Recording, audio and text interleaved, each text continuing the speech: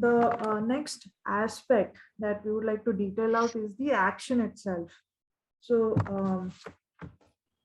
based on our understanding of the maker-centered learning, we have listed down different activities that have been generally performed in all the workshop-based courses that we have conducted so far, and these are as follows. The first one is exploring. Um, Exploring is a major part of learning. Um, right from the day we are born, we learn by observing and exploring things around us. Especially when it comes to solving problems, exploration is very much needed as it helps us open towards multiple options and possibilities. The next one is experiment. Constant experimentation is also an active part of learning, wherein it assures the learner if they are on the right track or not. The experimentation need not be a very explicit process, but a simple drawing is also an experiment in itself. The third aspect is discussing. Um, Discussing helps in understanding various perspectives towards the same problems. Um, an important aspect of this is also asking the right questions. Next, we come to feedback. Feedback is something which we found very crucial, especially for the faculty. It assures the faculty if the teaching and learning process is going smoothly or not. Generally, in an offline setting, there are a lot of ways to get feedback, like even simple facial expression of the students, or their general attitude or vibe towards the activity also tells us a lot about whether uh, the learning is happening or not. We have broadly categorized these different types of feedbacks, out of which the first one are the responses, which is in general responses from the students, whether they're understanding or not, whether they're We have less than 2 minutes, Chandra. okay, whether they're liking the idea or not. The second type is the assessment, which is generally from the faculty side to look back at the students' progress and assess their understanding. The third type is the evaluation, which is more quantitative and a comparative element with regards to the other students. And last but not the least, we have reflections coming from the whole idea of reflection and action, wherein the student reflects upon whatever attempts they have done.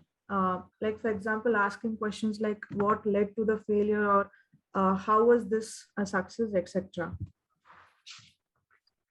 So coming to the strategies, most of them we've been telling during the presentation, but some of them, since we are more to do with materials and tools and making, so we had to totally strategize as to how we do the same thing in the online mode.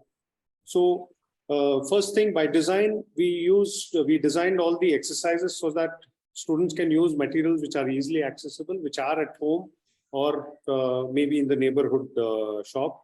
So by design, we eliminated the need for complex tools or machinery for that matter. Student-teacher collaboration happened primarily through Google Meet, screen sharing and discussion. And as effectively as possible, we tried to use Jamboard and Miro and things like that.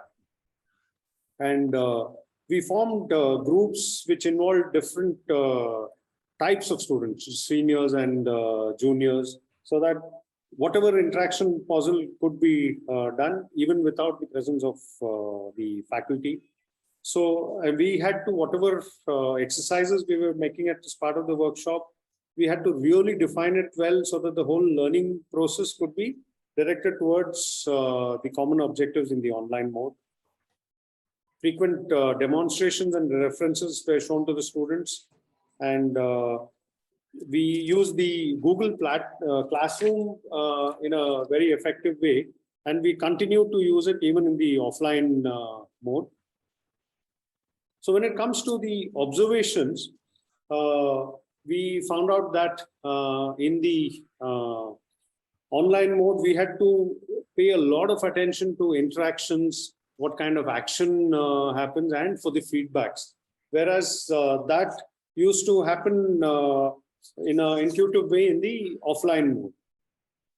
So in terms of executing the workshops, we had to use the online tools and platforms very effectively, because a simple thing like affordability of having a stable internet connection was a big challenge in the online mode. And I'm sure most of you must have faced this situation. One of the important point was the resource person of the faculty seemed disconnected from the whole action part of the workshop, because the action was happening mostly at the student's place remotely. So coming to the conclusions or learnings from this workshop, the whole online mode of workshops, the online mode provided us with multiple challenges, but also provided us with equal opportunities. It helped us plan these workshops in a very organized way via the use of various tools. This is something that can be carried forward even in the offline mode. In the whole experience of online learning, it's important to look for opportunities with all the hindrances and constraints around. When thrown in situations, students figure out new online tools to put together presentations, videos, etc., with whatever minimal resources were at hand. Faculty and resource persons had to come up with new possibilities of achieving the desired outputs and objectives and make best of the available resources. Thank you for the opportunity, Eddie.